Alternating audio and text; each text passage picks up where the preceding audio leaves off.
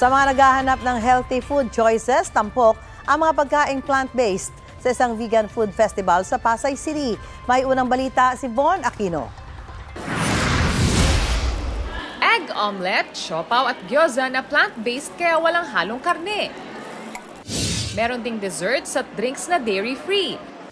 At mga damit na gawa sa mga retaso. Ilan lang yan sa mga tampok sa Veg Fest Pilipinas sa Pasay City.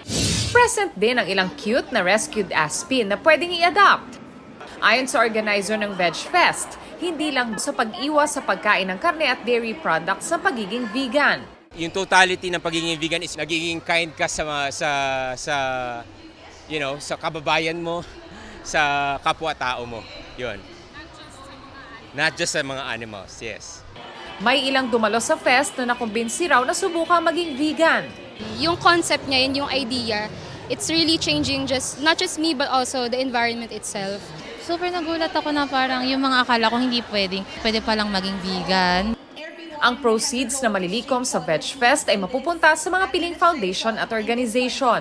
Itong unang balita, Von Aquino para sa GMA Integrated News. Mauna ka sa mga balita, bisitahin at mag-subscribe sa GMA Integrated News sa YouTube. Sa mga kapuso abroad, samahan nyo kami sa GMA Pinoy TV at sa www.gmanews.tv.